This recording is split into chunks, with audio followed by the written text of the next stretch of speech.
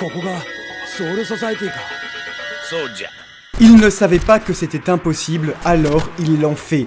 Après les balbutiements d'un univers où la mort veille sur la vie, Bleach passe, osons le dire corps et âme, à la vitesse supérieure en faisant réaliser à Ichigo Kurosaki ce qu'aucun être vivant n'avait réussi à faire auparavant. Pour sauver la Shinigami qui lui avait confié ses pouvoirs, le très déterminé Ichigo se rend dans la Société des âmes afin d'empêcher l'exécution de Rukia.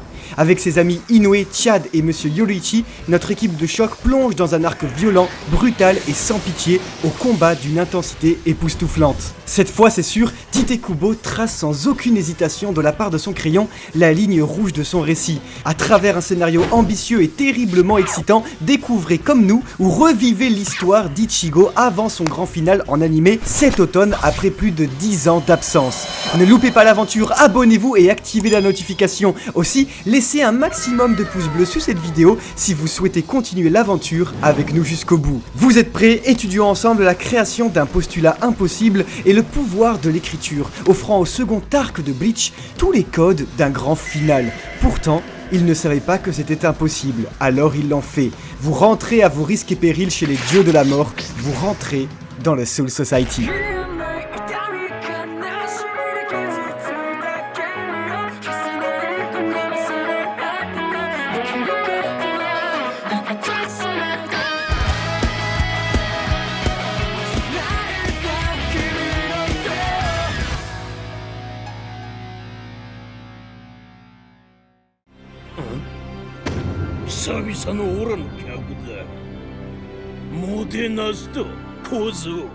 In media res, littéralement au milieu des choses, est un procédé littéraire qui consiste à placer le lecteur sans beaucoup de préalable au milieu de l'action. L'ambition du Soul Society, c'est dans un premier temps celle de passer à la vitesse supérieure. Tout juste arrivé dans le monde des âmes grâce au portail de Monsieur Uehara, Ichigo manque de se faire avaler par le Kototsu, entité qui erre dans les couloirs entre dimensions. Après 2-3 pirouettes, notre roue préférée se confronte au gardien de la porte ouest du Soul Society. Oui, ça va aussi vite que ça, mais du haut de ses 10 mètres, Jidambo sert davantage de réceptacle scénaristique, permettant à Ichigo de montrer l'étendue de son entraînement en fin d'arc précédent. Désormais capable de nommer son Zanpakuto, c'est aux côtés de Zangetsu qu'Ichigo vainc le gardien qui va servir une nouvelle fois de contraste à un autre personnage. Ginichimaru, capitaine de la 3e division des Shinigami, nous avait déjà offert l'occasion de témoigner de ses yeux plissés en saison précédente. Il existe un avant et un après Ichimaru, tant le récit subit une violente rupture lorsque le capitaine nous laisse goûter à Shinzo, son Zanpakuto. Jidambo perd son bras de manière très graphique et Ichigo est expulsé du Soul Society en un instant, mais il n'est pas tué. Voilà comment Kubo établit son postulat impossible. Comment vont-ils réussir à rester en vie plus de quelques secondes face à de tels adversaires? La réponse réside dans le potentiel d'Ichigo, qui subit pour la seconde fois une attaque de capitaine, seulement cette fois-ci, sa lame n'est pas brisée, prouvant sa capacité à canaliser son énergie spirituelle. Comme le dit Chad, seule l'expérience sépare Ichigo des plus grands Shinigami, et vous pouvez me croire, de l'expérience, le Soul Society en déborde. 死神の導きなしに不正にソウルソサイティにやってきた魂魄は旅客と呼ばれ、あらゆる災いの元凶とされるからの。In media res, procédé littéraire qui consiste à placer le lecteur au milieu de l'action, les événements qui précèdent n'étant relatés qu'après coup. Voilà, après s'être pris le plus grand stop de shérif de l'histoire, bienvenue dans le Soul Society. Tite Kubo adopte un tournant engagé en distribuant un jugement sur les systèmes de caste et les inégalités sociales en général. Le voilà notre contexte. Oui, nous vivons dans une société et celle des âmes ne déroge pas aux souffrances des plus pauvres. À la mort d'une âme, plus ou hollow sur Terre, cette dernière rejoint le Rukongai, gigantesque terrain encerclant le Seireitei, terre des Shinigami protégée par 4 portes et ses 4 gardiens. L'auteur décide de conjuguer sa société au Japon féodal, lui permettant d'arborer une homogénéité des époques et des âmes et une vision de la justice dans un second temps que nous analyserons plus tard. Seules les coupes de cheveux définissent la mode et le temps de mort de l'âme finalement. Voilà une société dépeinte par un auteur vivant dans le pays adoptant l'uniformité des vêtements à l'école depuis l'ère Meiji en 1868. Plus curieusement, les Shinigami ne regroupent pas les âmes en famille, et je saisis alors les difficultés qu'ont dû connaître Rukia et Renji au sein du Rukongai avant que celle-ci ne nous soit illustrée plus tard. Quoi qu'il en soit, un mur gigantesque sépare la noblesse du prolétariat, et l'œuvre de Kubo n'a jamais autant résonné que lors de ces dernières années. Plus curieusement, lorsqu'une âme pénètre illégalement, à savoir sans visa donc, dans le Soul Society, elle est qualifiée de maléfice errant, et elle est immédiatement chassée par les autorités compétentes.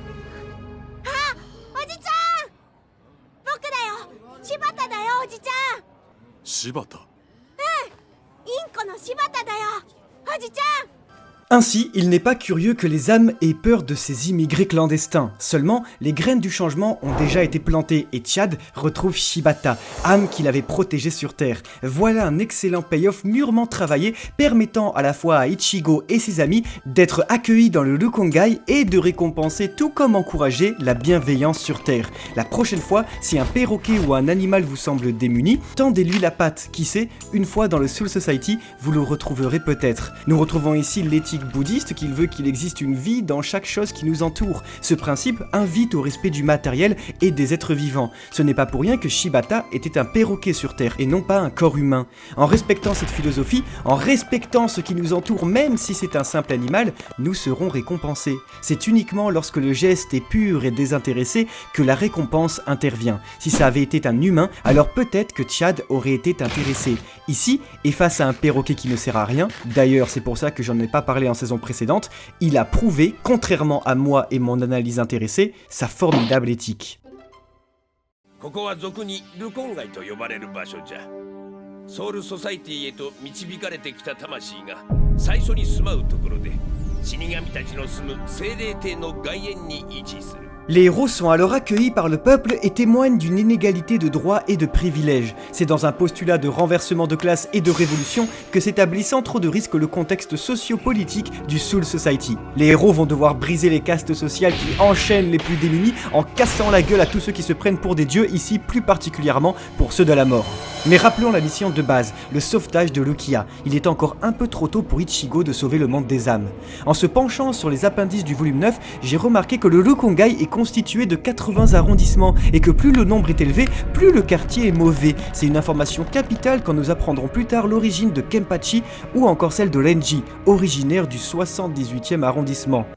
Enfin, et pour étudier la densité de population, aujourd'hui, le saviez-vous, ouais, 7% des humains ayant vécu sont en vie. En gros, on a 50 milliards de morts depuis le début de l'humanité. Ouais, rien que ça. Transposant cette statistique dans Bleach, alors la population du Rukongai est énorme. Sachant cela, qu'en est-il de la balance des deux mondes que défendaient tant les Shinigami face au Quincy? Oui, d'ailleurs il faut dire Quincy, pardon, je disais Quincy jusqu'alors.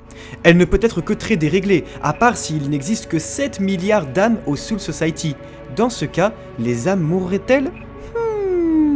Pour conclure mon analyse socio-géographique, il faut 10 jours pour aller d'une porte à une autre selon notre chat préféré. Cela nous fait 4 jours pour faire le tour du Seireitei. Faire le tour de la France peut être réalisé en 18 mois et 10 000 km de marche. Ainsi, le tour de France est 13 fois plus long que le tour du Seireitei. Pour faire un petit raccourci, il existe 13 régions pile en France. Le Seireitei, terre des Shinigami, ferait en gros la taille d'une région de France. Voilà, merci à tous. ルコン街一の花火師だぜ Maintenant que toqué à la porte de devant est voué à la mort, Yoruichi souhaite faire appel à une connaissance. Voici Kukaku Chiba, plus grande artificière du Rukongai, et si vous voulez mon avis, pas besoin d'être astrophysicien pour savoir comment Ichigo va pénétrer le Seireitei. Petit frère de Kukaku, Ganju Shiba déteste les Shinigami, et comme avec Ichida, Ichigo se voit forcé de conjuguer les a priori en prouvant que même s'il n'est que stagiaire, tous les dieux de la mort ne sont pas mauvais. Cependant, Ganju cache en lui une grande tristesse, et à l'instar du père d'Ichigo, celui-ci se voit offrir un traitement burlesque permettant de camoufler une souffrance liée à un deuil passé. En effet, suite à la mort de son grand frère, seule sa sœur veille sur lui à travers la distance et la froideur. Avant sa mort, le grand frère de Ganju avait réussi comme Renji à devenir Shinigami. Il vouait en admiration les dieux de la mort, mais a été tué par l'un d'entre eux. Curieusement, celui-ci fut ramené mourant par le Shinigami qui le frappa. il le remercia avant de décéder. Voilà une ineptie qui remplit le cœur de Ganju d'une colère sourde jusqu'alors. C'est à travers son personnage que nous apprenons l'amour de Kubo pour l'évaluation des échelles de puissance à travers les chiffres et leur multiplication. Ainsi, il existe plusieurs niveaux d'énergie spirituelle équivalents au grade de Shinigami. Ganju se dit d'être de niveau 6, soit celui de lieutenant, grade inférieur à vice-capitaine, lui-même inférieur à capitaine. Voilà ce qu'on appelle chez nous un fusil de Tchekhov. Un procédé originaire du théâtre où chaque élément introduit doit trouver son utilité plus tard, nous invitant à penser que Genju affrontera, à n'en pas douter, un lieutenant Shinigami.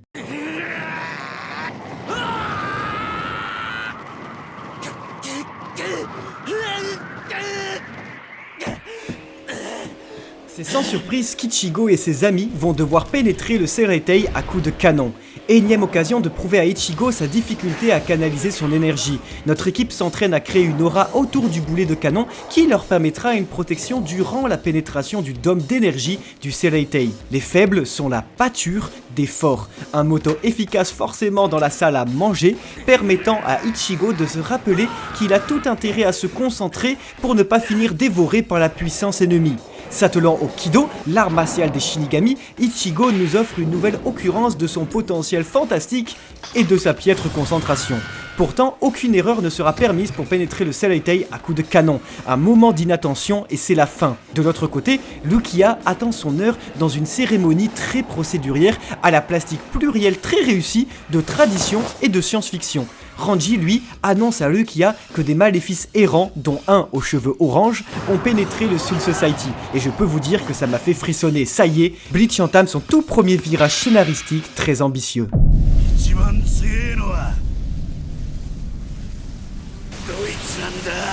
La première partie du Seireitei s'articule autour d'une pyramide de grades et d'une surenchère de la difficulté que rencontrera Ichigo lors de ses combats.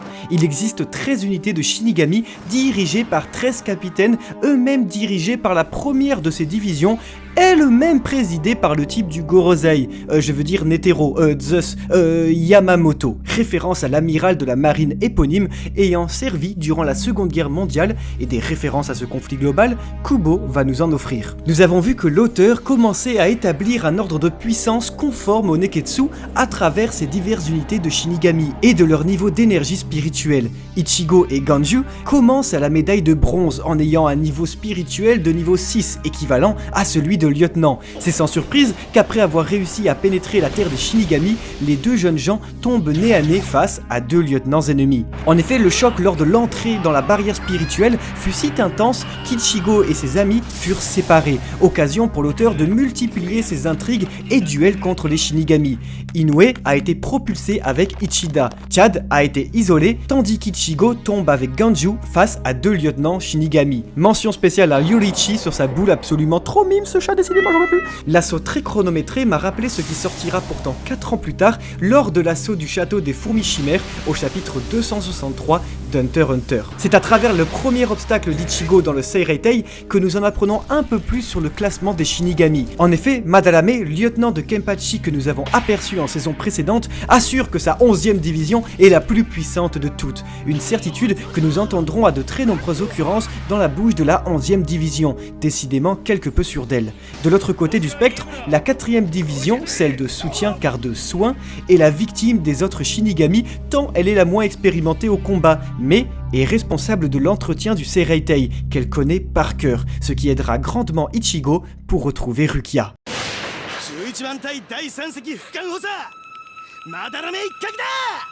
Mais avant cela, son duel contre Madaraame l'amène à se situer dans les puissances de Shinigami. À travers une amitié rivale et une plastique axée sur la symétrie et l'équivalence de puissance pour retranscrire le respect réciproque des adversaires, Ichigo affronte son premier ennemi au sein du Seireitei.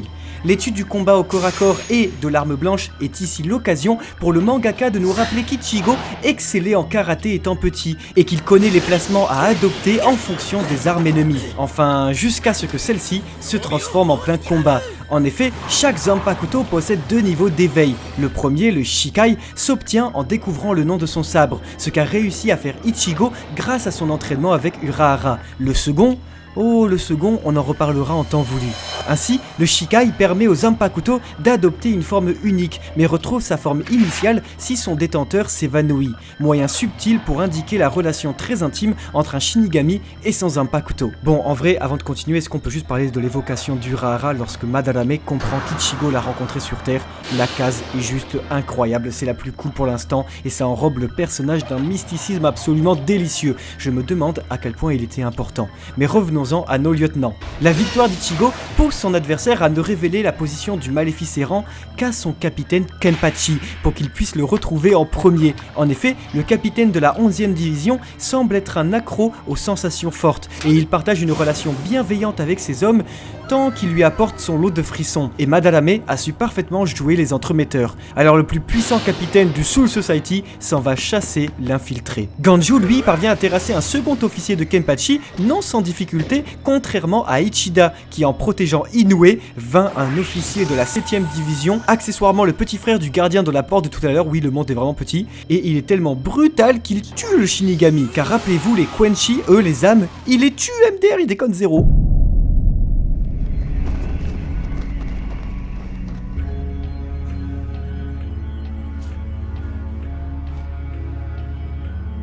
Hachiban Tai Taichou, Kyoraku Shunsui, Hajimemashite.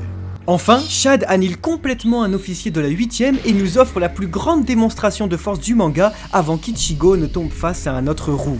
Kubo nous offre une très belle référence à la super production de Steven Spielberg, Rider of the Lost Ark, sortie en 1981, où Indiana, ici Chad, use de son bon sens face à un ennemi un peu trop archaïque. La victoire de Chad nous invite à en savoir un peu plus sur la relation qu'il entretient avec Ichigo et sa promesse. Car son grand-père mexicain lui a dit de ne pas se battre pour lui, il s'est promis de se battre pour Ichigo, depuis que ce dernier a promis de se battre pour lui. Ainsi, les deux jeunes gens renoncent à la violence pour eux-mêmes. La figure du double ressurgit ici, je sais qu'elle vous a manqué, en même temps qu'elle ressurgit avec le capitaine de la 8e division, Shunsui Kyoraku, au chara-design très réussi qui doit demander un effort impressionnant au mangaka pour dessiner tous les motifs de son kimono. Kyoraku explique ainsi qu'il existe deux sortes d'attaques, celle que l'on peut faire jusqu'à épuisement et celle que l'on peut continuer à faire même épuisé, menant ainsi à la mort. Le coup de poing terrible de Chad fait partie, vous l'avez deviné, de cette seconde catégorie. Chad, qui a promis de se battre pour son ami, affronte le très puissant capitaine. Tite Kubo revient sur sa philosophie énoncée par Urahara lors de l'entraînement d'Ichigo. Il faut se dire que j'abat ma lame sur un être vivant pour l'empêcher de faire du mal, et ainsi pour sauver quelqu'un. C'est ce système d'équivalence qui pousse Ichigo et Chad à se battre l'un pour l'autre, et je trouve ça particulièrement bien exécuté. Mais le plus intéressant est que le capitaine Kyoraku ne semblait pas emballé à l'idée de se battre, avant de se rappeler que Yamamoto, capitaine des capitaines, ne pouvait pas se permettre de perdre la face devant ses supérieurs très exigeants. Cela sous-entend alors qu'il existe un grade supérieur au bon vieux Yamamoto, mais plus encore que ce dernier a un sens très strict de la justice. どうかしたか、イチゴ。階段のところに誰かいる。